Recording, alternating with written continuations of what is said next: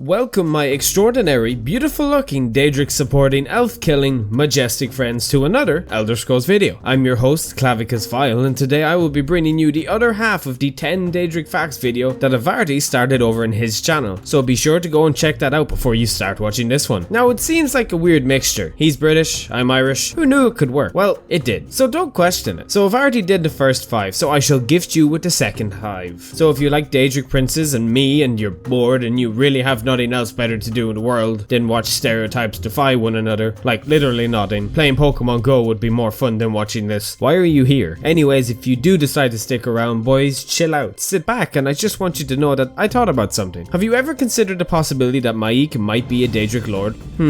Like, I can see the possibility. He has the figure, the facial structure, the good looks, but I just can't seem to wrap my head around it.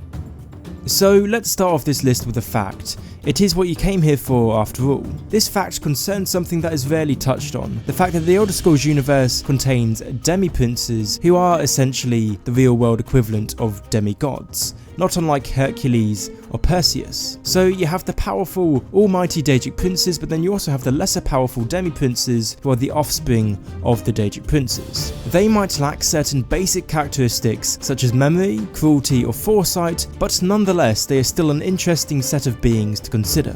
As a rule of thumb, these demi-princes do not tend to involve themselves too much in the affairs of the realm of Mundus, but they have been known to visit Mundus with the sole purpose of just interacting with mortals. I'll give you an example of one, who none of you have probably heard of unless you've met him in ESO.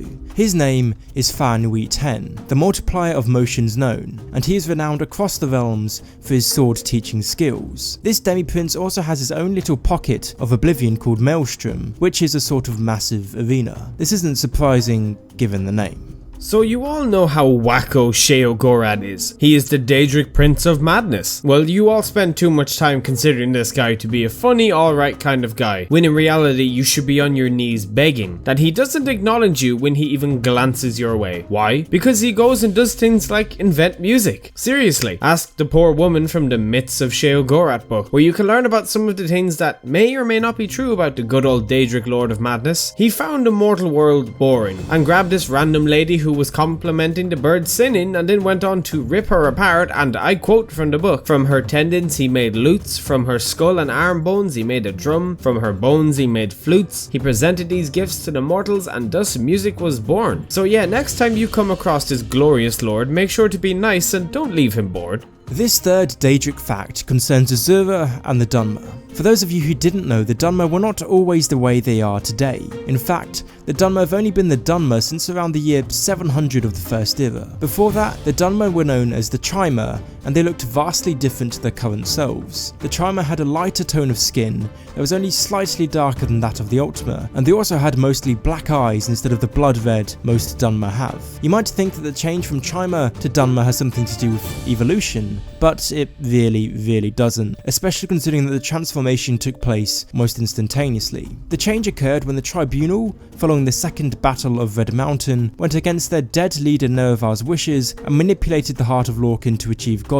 The Daedric Prince Azura, angered by the Tribunal's vanity, as well as their disregard for Nerevar, cursed the Trimer, turning them into the dour Dunmer. So for number 2, I am going to gift you with some knowledge on Clavicus Vile and his Daedric artifacts. So avid players of Skyrim will know of Barbas and how he is a living artifact that belongs to Clavicus Vile. But did you know he had another artifact? If you're into the Elder Scrolls universe to the point where you have read the novels, then you readers will know of Umbra, the sword belonging to Clavicus Vile. Well, sometimes there has been cases where the artifact has actually taken on a will of its own. Well, Umbra does so, and the dreaded city of Umbriel, which would go on to terrorize Tamriel, was made. I don't want to give too much away as I highly recommend reading the book, but the story of Umbra is a very enjoyable one, and the fact that beforehand you get to hold the Umbra sword in Oblivion makes it a lot cooler. Just look up the Infernal City book, I'm sure you can find it somewhere easy enough. Finally, we have our final, most interesting Daedric fact. This is the fact that I know you've all been waiting for, and it's all about the Dunmer god Vivec. I can absolutely guarantee that this fact will shock you in some way, shape or form if you've never come across it before. So buckle up and pay attention. What if I told you that Vivek is actually a hermaphrodite, that he is both male and female at the same time? This does of course mean that he has both male and female genitalia, something that we definitely know is true considering that Vivek bore Molag Bal's children after he married the Daedric prince. This was way before Vivek achieved godhood. Apparently, one day in the so-called Badlands of Morrowind, Vivek was confronted and captured by Molag Bal, who proceeded to forcefully marry him. It is speculated that it was actually Molag Bal who allowed Vivek to discover Chim, but no one really knows for sure. During their brief marriage, Vivek became pregnant and bore thousands upon thousands of children, although he did later kill them all during his escape.